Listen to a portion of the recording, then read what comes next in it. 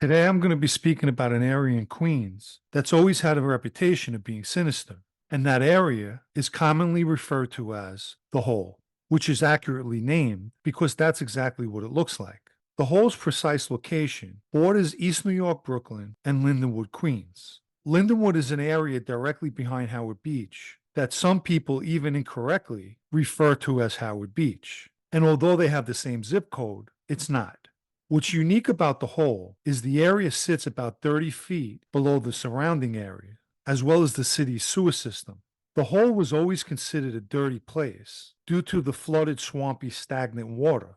While growing up at Howard Beach, I can't remember a time passing the hole when it was completely dry and not flooded. One of the reasons is the area lacks a proper drainage system. It also has no sidewalks. I remember passing there one time and seeing a guy in a rowboat.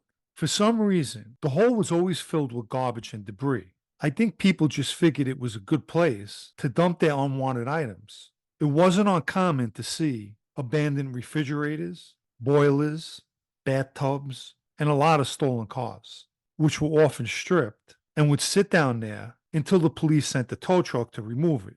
The whole area is covered in overgrown weeds and brush. Strangely enough, some of the streets had names of jewels, such as Sapphire Street. I never could understand how people could live down there and deal with all that flooding. One such person was Peter Zaccaro, who was a Gambino associate, one who eventually cooperated and testified at several trials, including my friend Tony Muscatello's trial in Florida. At that trial, Zaccaro bizarrely testified under the alias Nick DiMaggio, as if nobody knew who he was. Regarding his living in the hole, during the mid 1970s, Zaccaro had an interesting crew of guys come knocking on his door one day. Vinny Asaro, a Banana captain, Jimmy Burke, Tommy DeSimone, and a few other guys showed up at his house. The reason for their visit was about Zaccaro shooting and killing a dog, which I believe belonged to Vinny Asaro. Supposedly, Zaccaro shot the dog while he was being attacked by it, but that beef was put to rest by Joe Messino, also a Banana captain at the time, who sided with Zaccaro. While I was a teenager, a few friends and myself were being chased by the cops one day while we were in the area of Elditz Lane in Brooklyn, not far from my former high school, Franklin K. Lane. That chase ended when we headed towards Linden Boulevard, and back then, you were able to take 79th Street right into Lindenwood. Presently, it's a one-way street. So on that day, we took that stolen car, drove it up 79th Street, went down into the hole, shut the lights off, and prayed that the cops that were following us didn't see us turn down there, which they obviously didn't because we wind up getting away. So on that day, the hole served its purpose for us. Aside from the fact that the hole was not up to par environmentally, people found the area had other potential, like, for instance, burying bodies. In May of 1981, as most people are aware, 3 Banana captains were called to a meeting and killed.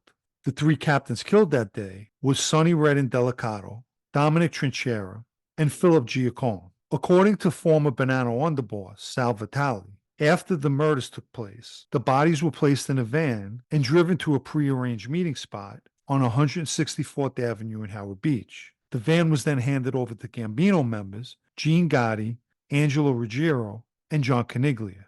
They were in charge of disposing of the bodies. A few weeks later, on May 27, 1981, a 12-year-old boy was playing on Ruby Street in Hull, and he came across Sonny Red's remains, specifically his arm, which was wrapped in a yellow cloth, which apparently the boy tripped over. Naturally, law enforcement dug up the area, but it was only in Delicato's remains that were found. I'm not sure why they didn't keep digging and look for the 2 other bodies. But when news of the discovery became known, again, according to Sal Vitale, his brother-in-law, Joe Messino, said that he was surprised the FBI didn't find Trinchera and Giacone's body too. In October 2004, following the tips of several informants, agents from the Banana Squad, along with the NYPD's Cold Case Squad, began excavating in the hole. The operation began on October 4, 2004, and would continue for the following 3 weeks. The team conducting the search had to pump water out of the hole just to continue their work. At some point, they came across the remains of the other 2 Banana captains. Giacone's remains were identified by a watch, and Trinchera's Citibank credit card, as well as other personal property, was found near his remains. On March 18, 1980, 12-year-old Frank Gotti, the youngest son of John Gotti, was accidentally hit by a car while riding on a mini bike in Howard Beach. The unfortunate driver of that car was John Favara, who happened to be a neighbor of the Gotti family. Following the tragic event, the boy's mother and wife of John Gotti became enraged with Favara because he was blaming the boy for being in the street, coupled with the fact that he didn't wash his blood-spattered car for days after the accident. The Gotti family also claimed that Favara had been drinking at the time of the incident. Nevertheless, on June 28, 1980, John Favara disappeared. According to witnesses, he was grabbed outside of his job, beaten, and forced into a van by a group of large men. Testimony during the trial of Charles Caniglia stated that Caniglia dissolved Favara's body in a barrel of acid. One theory is that Favara's remains were buried somewhere in the hole. However, those remains have never been found. Many people know the name Tommy DeSimone from the movie Goodfellas, although he was referred to as Tommy DeVito, played by the actor Joe Pesci in the movie.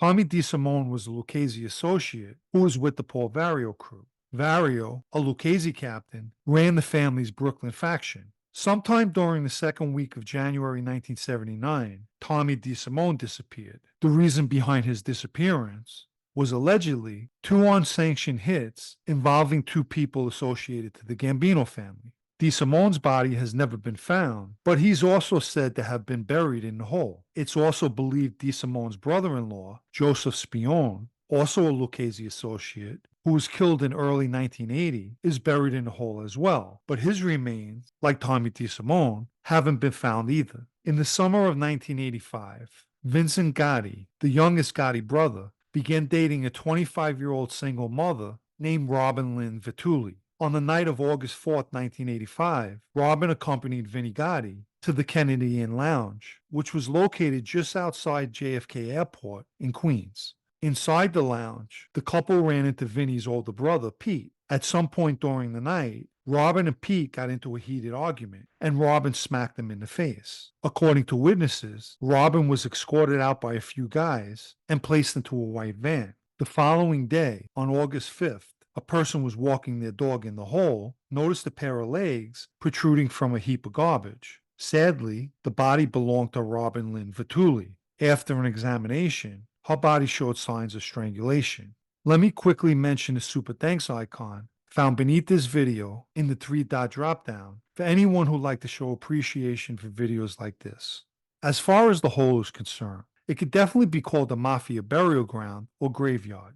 And according to law enforcement, they believe more than 20 mob victims have been buried there. This theory is despite that only 4 mob-related bodies were found in that location. Some of the victims that still remain among the missing, along with Robin Lynn Vituli, are considered cold cases. One thing that remains a fact, the Gambino family, the Gotti crew in particular, favored the hole as a place to dispose their victims. And you could believe over the years, members of the Gotti crew have gotten that swampy mud found in the hole on their shoes more than a few times.